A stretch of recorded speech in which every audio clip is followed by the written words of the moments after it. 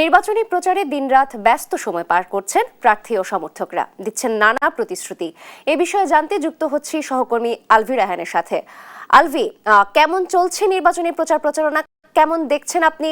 কি কি প্রতিশ্রুতি দিচ্ছে প্রার্থীরা, বিস্তারিত জানাবেন। নাবিলা, এই মুহূর্তে আমি দাঁড়িয়ে আছি মিরপুরের কালশি যে 22 তলা গার্মেন্টস ভবনটি রয়েছে, আমি ঠিক সেইখানে দাঁড়িয়ে আছি। নির্বাচন যত ঘনিয়ে আসছে ততই কিন্তু প্রচারণার ব্যাপকতা দেখা যাচ্ছে। এখানে নির্বাচনের যে প্রার্থীরা রয়েছেন, নির্বাচনে যে প্রার্থীদের কর্মীরা রয়েছেন, তারা কিন্তু ব্যাপকভাবে নির্বাচন প্রচারণা চালাচ্ছেন। এবং আমার পিছনে আপনারা দেখতে পাচ্ছেন, আসলে এখানে ঢাকা 16 আসনের আমিনুল হক যিনি রয়েছেন প্রার্থী, বিএনপির প্রার্থী, তার যে সমর্থক কর্মীরা রয়েছেন তারা কিন্তু সকাল থেকেই নির্বাচন প্রচারণায় নেমে গিয়েছেন। এবং সকাল থেকেই কিন্তু তারা সেই সন্ধ্যা রাত যে কোনো সময় তারা কিন্তু নির্বাচন পরিচালনার কাজে ব্যস্ত থাকেন। এবং তাদের যে আশ্বাস, তাদের সাথে আমি কথা বলেছি, তারা কিন্তু যে আশ্বাস দেখাচ্ছেন যে বিএনপি এখান থেকে আমিনুল হক ভাইকে তারা জয়যুক্ত করতে পারলে তারা যে ধরনের আশ্বাস পেয়েছেন তার কাছ থেকে, সেটা আমিনুল হক তাদের সেই আশ্বাস পূরণ করবেন, এমনটি কিন্তু আমরা জানতে পেরেছি। এবং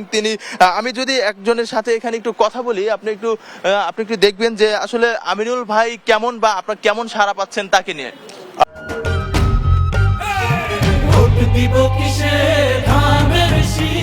আলহামদুলিল্লাহ, আপনি এমন এক লোকের নাম বললেন, এখানে এই ঢাকা 16 আসন নয়, ইতিমধ্যে সারা বাংলাদেশে আমাদের সকলের রাজনীতির আইকন হয়ে পরিচিত পেয়েছেন। ওনার একটা ক্যারিসমেটিক ক্যারেক্টার বলা চলে। আল্লাহ রাব্বুল আলামিন তার ভিতরে এমন গুণ দিয়েছেন, তার ভালোবাসা দিয়ে মানুষকে বদলে দিতে পারে, কাছে নিতে পারে, এটাই সবচেয়ে বড় গুণ তার। এই আমিনুল হক জনগণের আস্থা অর্জন করেছে ইতিমধ্যে। আপনি দেখবেন যে ঢাকা 16 আসনে ইতিমধ্যে ব্যাপক কাজ চলছে। তার একটাই কারণ, সে জনগণকে প্রচুর ভালোবাসে। যে আপনারা আসলে শুনলেন যে জনপ্রিয়তা যেটাকে বলে, আসলে তাদের মুখে দেখলেই শোনা যায়। আমি আপনাকে আরেকজনের সাথে যদি একটু কথা বলি, যে এখানকার যে আমরা শুনেছি যে মাদক দ্রব্য বা কিশোর গ্যাং নিয়ে যে ব্যাপারগুলো, এইগুলো নিয়ে আপনাদের কোনো আশ্বাস দিয়েছে কিনা আপনাদের নেতা? আমিনুল সাহেব তার ইশতেহারে ঢাকা 16 আসনের একদম প্রত্যেকটা অলিগলিতে মানুষের সাথে মিশেছেন, তাদের সাথে কথা বলেছেন, তাদের সমস্যার কথা শুনেছেন। আপনি যে কথাটা বললেন যে মাদক নিয়ে, কিশোর গ্যাং নিয়ে, এটা তার ইশতেহারে লেখা আছে। এবং ইশতেহারের অন্যতম একটাই হলো, এখানে উনি যদি নির্বাচিত হয় জনগণের ভোটে এবং সকলের দোয়ায়, তাইলে উনি নির্বাচিত হওয়ার পরে ঢাকা 16 আসনকে উনি এই মাদক এবং কিশোর গ্যাং ব্যাপারে উনি জিরো টলারেন্স, এবং এখানে এটা উনি হইতে দিবেন না, এবং এটা উনি প্রশাসনিকভাবে নির্মূল করবেন।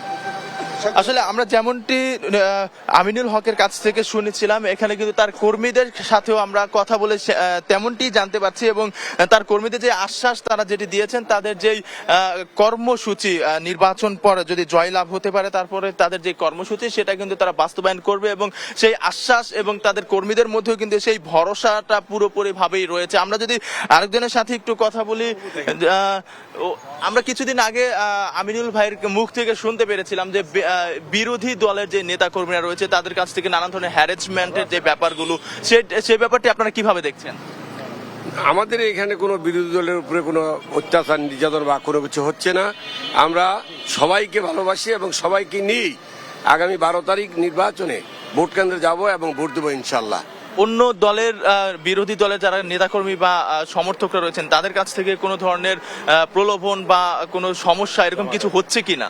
হ্যাঁ, কিছু কিছু জায়গায় আমরা খবর পাচ্ছি যে জামাতের কিছু নেতাকর্মী তারা ভোটারদেরকে উৎসাহিত করছে, কিছু অর্থ দান করছে, অর্থ দিয়ে তাদেরকে প্রলোভন দেখাচ্ছে যে আগামী 12 তারিখ যাতে ভোট কেন্দ্রে তারা যায় এবং জামাতের পক্ষে যাতে ভোট দেয়।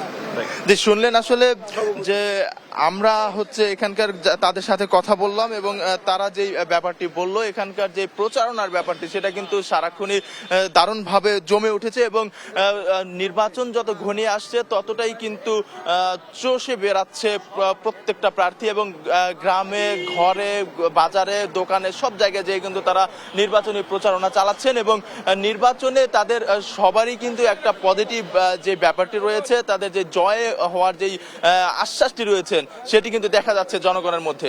এই ছিল মিরপুরের কালশি থেকে আমার কাছে সর্বশেষ তথ্য।